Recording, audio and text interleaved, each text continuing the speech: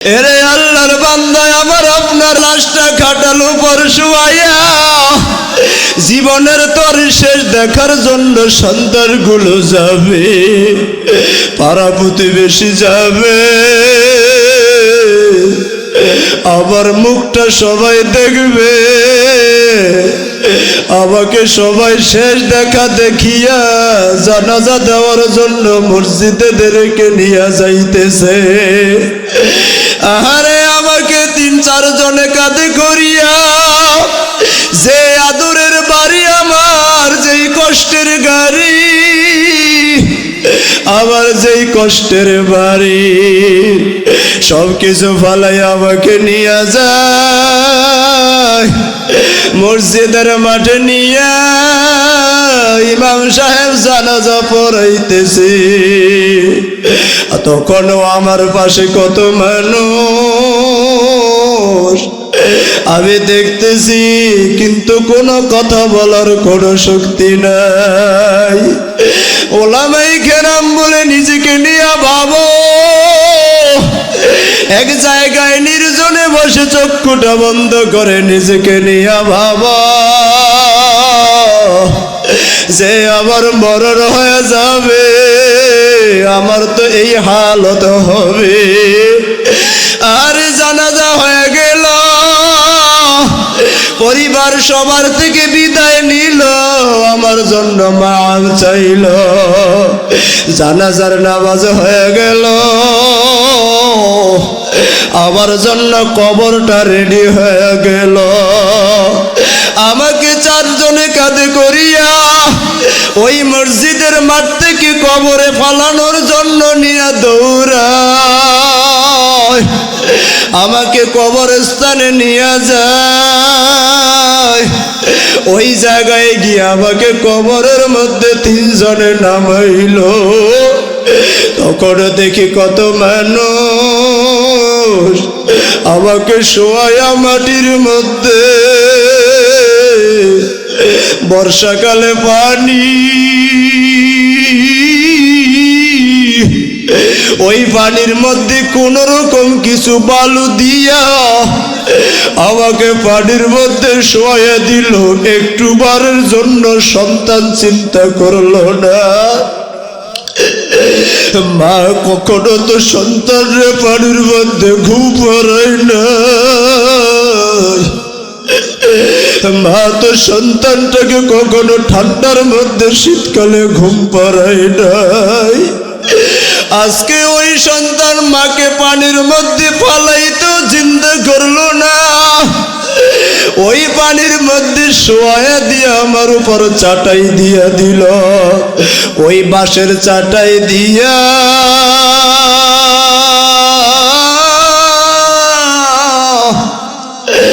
আমি তাকে দেখি অন্ধকার আর অন্ধকার,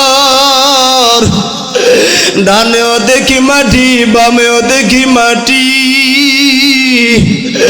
আমি আর তাকে দেখলাম অন্ধকার, আমার আশপাশে আর কেউ নাই। কোথায় গেল আমার বাড়ি, কোথায় গেল আমার গাড়ি, কোথায় গেল আমার নারী, কোথায় গেল আমার আদরের সন্তান? এরে আল্লাহর বান্দা, নিজেকে নিয়ে একটা সময়, কিছু সময় মরণকে নিয়ে ভাব, কারণ আল্লাহ বলে এই কোন সময় মৃত্যু ধরবে, আর ধরলে 1 সেকেন্ড তোমাকে রেহাই দেওয়া হবে না। অতএব ওই সময়টা আমার আপনার সাথে এমন চিত্র হবে কি হবে না বলেন? হবে কি হবে না? হবে। আমার আপনার সাথে হালত কায়েম হয়ে যাবে। অতএব কারণে বান্দা সময় থাকতে সাবধান। অতএব চক্ষুটা বন্ধ না হওয়ার আগে নিজেকে কবরের জন্য তৈরি করে নাও। আমার মায়ার নবী বলে ওই বান্দা বড় জ্ঞানী, যেই বান্দাটার কবরে যাওয়ার পর কোন জিনিসটা কাজে আসবে, ওই আমলগুলো যেই বান্দা করবে ওই বান্দা বড় জ্ঞানী।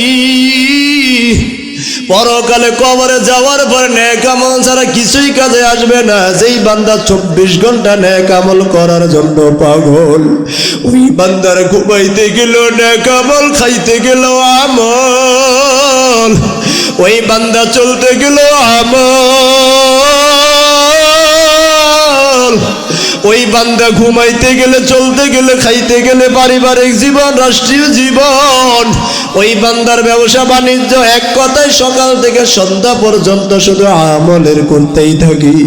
ওই বান্দার কবরে যাওয়ার পর বান্দা একটা কদম দিলে চিন্তা করে এই কদমটার বিনিময়ে কবরে আমার কি কাজে আসবে।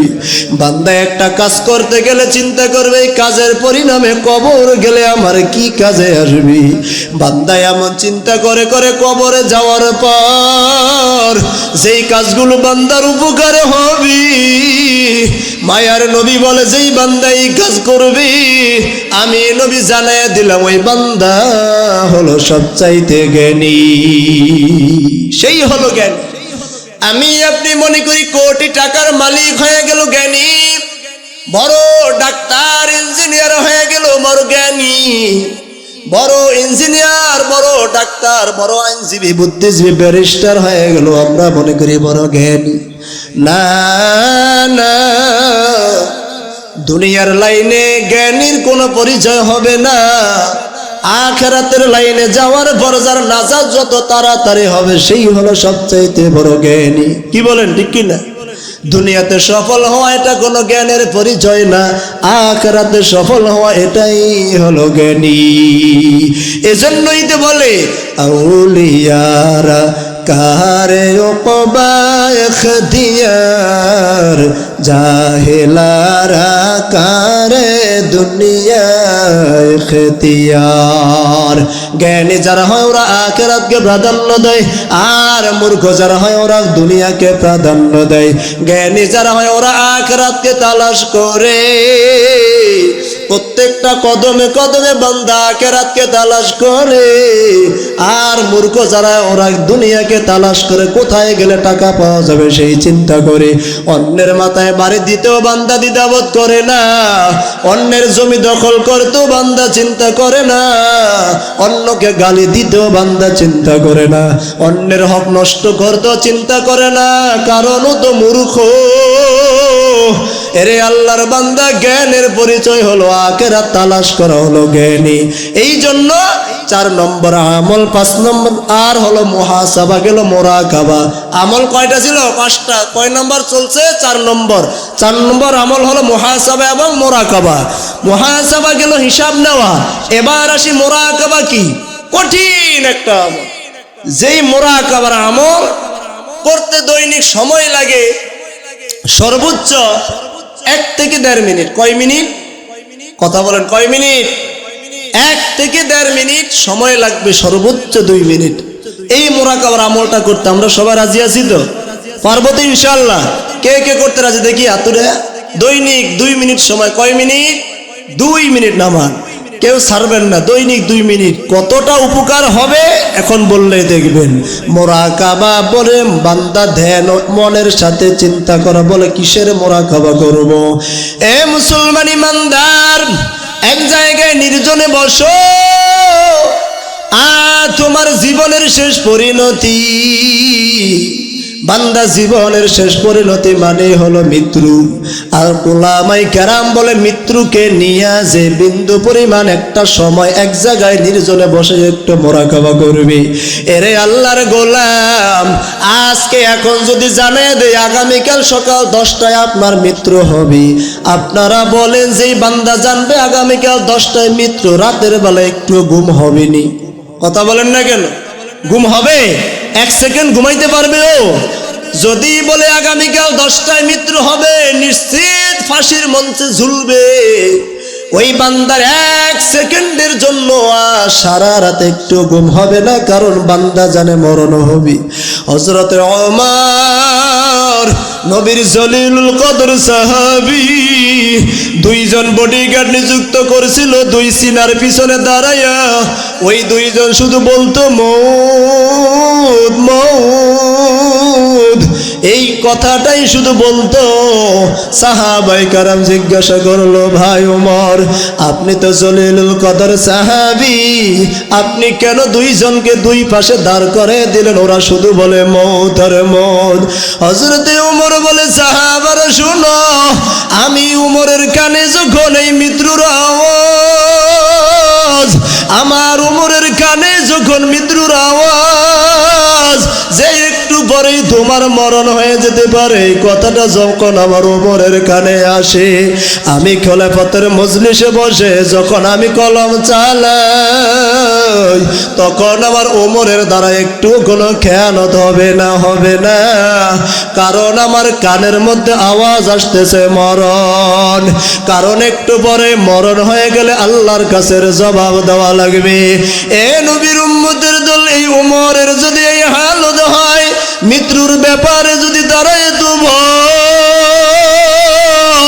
ওই খলিফাতুল মুসলিমিন জান্নাতের সার্টিফিকেট পাওয়ার পরেও যদি মৃত্যুকে এত ভয় করতে পারে, দুইজন সাহাবী, দুইজন কর্মচারী নিযুক্ত করে দিল মরণ। আমার কানের মধ্যে ছিল মরণের আওয়াজ, এক সেকেন্ডের জন্য যেন আমার দিল থেকে মৃত্যুর ফিকির না যায়। কারণ আবার যখন মরণের ভয় আমার মধ্যে ঢুকবে, তখন আমার দ্বারা অন্যায় কাজ আর সম্ভব হবে না। মানুষ ততক্ষণ পর্যন্ত অন্যায় থেকে বাঁচতে পারবে না যতক্ষণ পর্যন্ত মৃত্যুর ভয় আর জাহান্নামের ভয় ওর মধ্যে না ঢুকবে। এজন্য ওলামায়ে কেরাম বলে বান্দা, দৈনন্দিন দুইটা মিনিট সময় মৃত্যুকে নিয়ে একটু নির্জনে বসিয়া ভাবা। সবাই আমার সাথে চক্ষুটা বন্ধ করে একটু চিন্তা করিন, আমি যা বলবো আমার সাথে সাথে মনে মনে ভাববেন। আমি আপনি মনে করি এখন এই জায়গায় বসা, এই সেকেন্ডের মধ্যে আবার আপনার মৃত্যু হয়ে গেল, আজরাইল এসে হাজির হয়ে গেল। এরে বাবা, গত কয়েকদিন আগে দেখলাম একটা ছাত্র মাদ্রাসার রাত্রির বেলা তাহাজ্জুদ পড়ে, ওই তাহাজ্জুদের শেষ বৈঠকে ছাত্রটা সালাম ফিরাবে, এমন সময় তাকায়া দেখে পাশের ছাত্র নড়াচড়া করি না। বান্দাকে কোলের মধ্যে নিল, ছাত্রটার কোলের মধ্যে ঢলিয়া পড়ল। ওই ছাত্রটা কোলে করে নিয়ে যায়, একটু পরে যাওয়ার পরে এরপরে তাকে দেখে ওস্তাদরা ছাত্রটা দুনিয়া থেকে বিদায় হয়ে গেল। এই মজলিসের মাহফিলে আমি আপনি বসা, কত বক্তা বয়ান করে স্টেজের মাইক থেকে, এই চেয়ার থেকে পরে দুনিয়া থেকে বিদায় হয়ে যায়। আমি আপনি নিজেকে নিয়ে একটু ভাবি রে বাবা, পর্দার আড়ালের আম্মা যান যারা আছে, আপনারাও নিজেদেরকে নিয়ে একটু চিন্তা করেন। দুনিয়াটা কিছুই না, এই দুনিয়াটা কিছুই না রে বাবা, শুধু একটা ধোঁকাবাজির জায়গা। মনে করেন এখন আমার আপনার মরণ হয়ে গেল, আজরাইল আবার জানটা কবজ করে নিথর দেহটা ফালাইয়া চলে গেল। আবার খবর হয়ে গেল অমুক লোক দুনিয়া থেকে বিদায় হয়ে গেছে। আবার সন্তানরা চলে আসলো, পাড়া প্রতিবেশী চলে আসলো, আমাকে ধরাধরি করে হাতে করে আমার প্রাণের বাড়ি, সেই বাড়ি কত কষ্ট করে বানাইলাম, মাথার গাম পায়ের তালুতে ফালাইয়া বানাইলাম, কত আলিশান বাড়ি গাড়ি করলাম, ওই জায়গায় আমার লাশটা ধরে নিয়ে শোয়া দিল ঘরের ফ্লোরে। আবার টাকার কিনা খাটের উপরও রাখলো না, ওই মাটির মধ্যে একটা ওগুলা বিছাইয়া ওখানে ফালাইলো। আর আমার গা থেকে শরীর থেকে জামাগুলো বেলেট দিয়ে কাটিয়া কাটিয়া খুলিয়া ফলাইলো। আমার সন্তানগুলো আমার পাশে বলে কাঁদি, আমার স্ত্রী আমার জন্য কাঁদি। এরে আল্লাহর বান্দা, আমার কেউ খবর মাইকে প্রচার করলো, আমার জানাজার টাইম নির্ধারিত হয়ে গেল, আমাকে গোসল দেওয়ার জন্য জায়গাটা নির্ধারণ করার জন্য অনেকেই চলে গেল। কেউ আমার কবরে বাঁশ দেওয়ার জন্য, বাঁশ কাটার জন্য দৌড়ায়, আমার গোসল দেওয়ার জন্য আমাকে ধরাধরি করে আমার ঘর থেকে 3 জনে নিয়ে চললো। এ আল্লাহর বান্দা, এরে নবীর উম্মতের দল,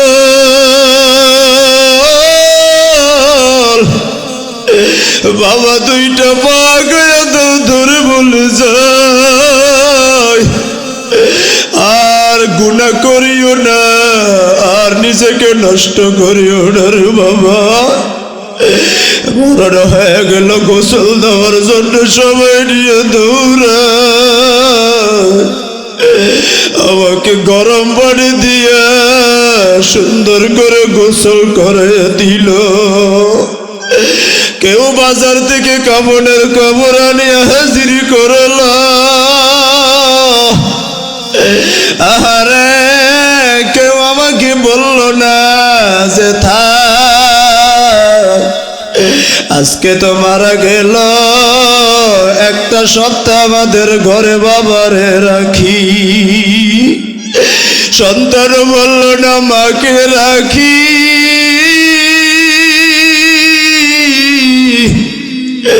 মায়া বলল না আদরের সন্তানটারে 2 দিন রাখি।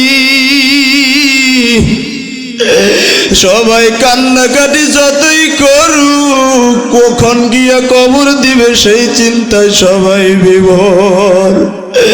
ওরে আল্লাহর গোলাম গোসল দিয়া ভালাইল, 3টা কাপড়ের প্যাকেট করিয়া সুন্দর করে কাপড় দিয়া আদর দিয়া আমাকে খাটলার উপর শোয়া দিল। এ নবীর উম্মতের দল, এরে আল্লাহর বান্দা, আমার আপনার এই হালত হবে, এর থেকে কেউ বাঁচতে পারবো না। এই জায়গা থেকে কেউ রেহাই পাবো না রে বাবা। চক্ষুটা বন্ধ হয়ে গেলে কাজগুলো আমার আপনার সাথে ঘটবে। আমার লাশটা খাটাল উপর শুয়াইয়া জীবনের তোর শেষ দেখার জন্য সন্তানগুলো যাবে, পাড়া প্রতিবেশী যাবে, আমার মুখটা সবাই দেখবে, আমাকে সবাই শেষ দেখা দেখিয়া জানাজা দেওয়ার জন্য মসজিদে দেরকে নিয়ে যাইতেছে। আহারে, আমাকে 3-4 জনে কাঁধে করিয়া, যে আদরের বাড়ি আমার, যেই কষ্টের গাড়ি আমার, যেই কষ্টের বাড়ি, সবকিছু ফালাই আমাকে নিয়ে যায় মসজিদের মাঠে নিয়ে ইমাম সাহেব জানাজা পড়াইতেছে। তখনও আমার পাশে কত মানুষ আমি দেখতেছি, কিন্তু কোনো কথা বলার কোনো শক্তি নাই। ওলামাই কেরাম বলে নিজেকে নিয়ে ভাবো, এক জায়গায় নির্জনে বসে চক্ষুটা বন্ধ করে নিজেকে নিয়ে ভাবো যে আমার মরণ হয়ে যাবে, আমার তো এই হালত হবে। আর জানাজা হয়ে গেল, পরিবার সবার থেকে বিদায় নিল, আমার জন্য মাফ চাইল, জানাজার নামাজ হয়ে গেল, আমার জন্য কবরটা রেডি হয়ে গেল। আমাকে 4 জনে কাঁধে করিয়া ওই মসজিদের মাঠ থেকে কবরে ফালানোর জন্য নিয়ে দৌড়ায়, আমাকে কবরস্থানে নিয়ে যায়।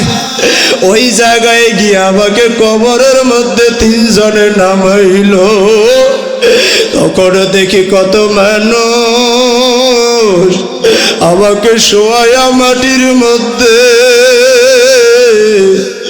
বর্ষাকালে পানি, ওই পানির মধ্যে কোন রকম কিছু বালু দিয়া আমাকে পানির মধ্যে শোয়া দিল। একটু বারের জন্য সন্তান চিন্তা করলো না। মা কখনো তো সন্তানরে পানির মধ্যে ঘুম পাড়ায় না। মা তো সন্তানটাকে কখনো ঠান্ডার মধ্যে শীতকালে ঘুম পাড়ায় নাই।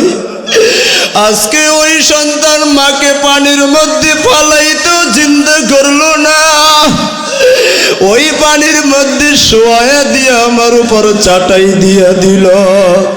ওই বাঁশের চাটাই দিয়া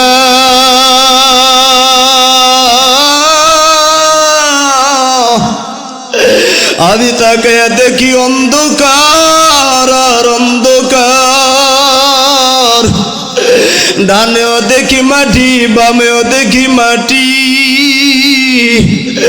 আমি আর তাকে দেখলাম অন্ধকার, আমার আশপাশে আর কেউ নাই।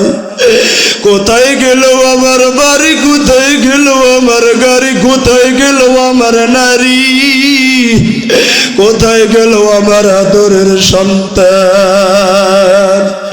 এরে আল্লাহর বান্দা, নিজেকে নিয়ে একটা সময়, কিছু সময় মরণকে নিয়ে ভাব। কারণ আল্লাহ বলে কোন সময় মৃত্যু ধরবে, আর ধরলে 1 সেকেন্ড তোমাকে রেহাই দেওয়া হবে না। অতএব ওই সময়টা আবার আপনার সাথে এমন চিত্র হবে কি হবে না বলেন? হবে কি হবে না? হবে। আমার আপনার সাথে হালত কায়েম হয়ে যাবে। অতএব কারণে বান্দা সময় থাকতে সাবধান। অতএব চক্ষুটা বন্ধ না হওয়ার আগে নিজেকে কবরের জন্য তৈরি করে নাও।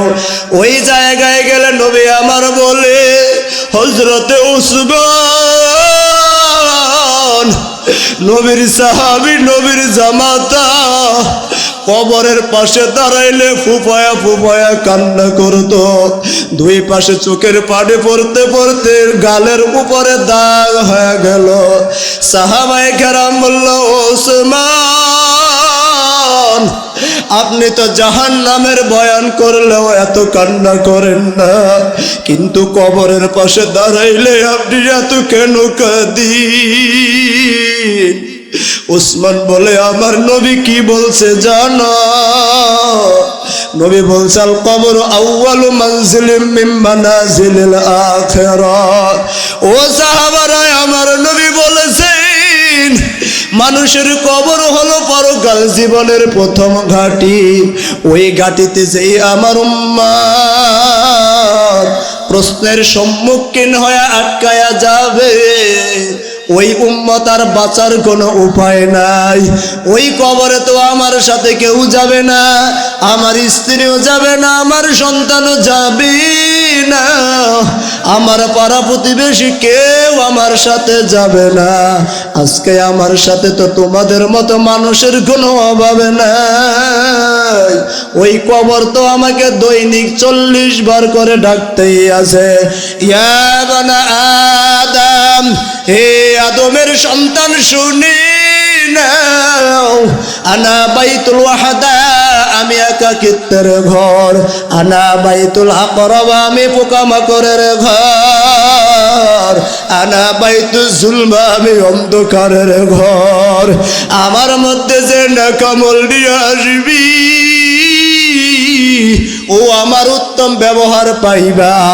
আর যে আমার মধ্যে গুনাহগার হয়ে আসবা, নবী বলেন কবর রাউযাতুম মির রিয়াজিল জান্নাহ আও হুফরাতুম মিন হুফারিন নার।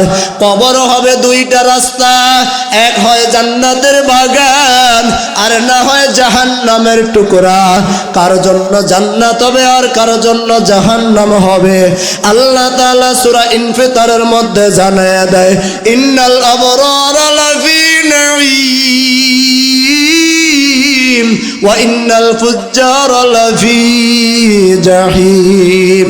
আল্লাহ বলেন নেক কাজ করেনওয়ালাদের জন্য কবর জান্নাত আর গুনাহগারদের জন্য কবর হবে জাহান্নাম। কবরে যাওয়ার পরে তিনটা প্রশ্ন করবে, মার রব্বুকা ওয়া মান দীনুকা ওয়া মার রাজুলুল্লাযী বুইসা ফীকুম। প্রত্যেকটা মানুষকে তিনটা প্রশ্নের জবাব দেওয়া লাগবে।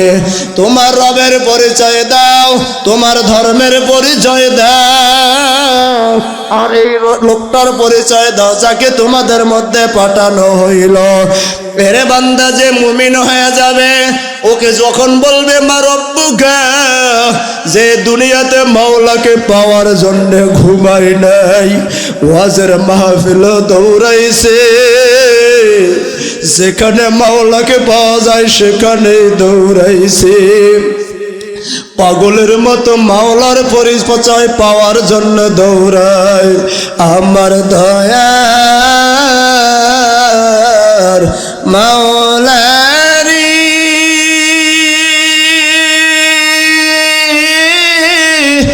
আমার দয়ার মাবুদ রে, কোথায় গেলে পাইব তোমার ঠিকানা, তোমাকে বুঝি আমি পাইলাম না, তোমাকে পাইবার আসি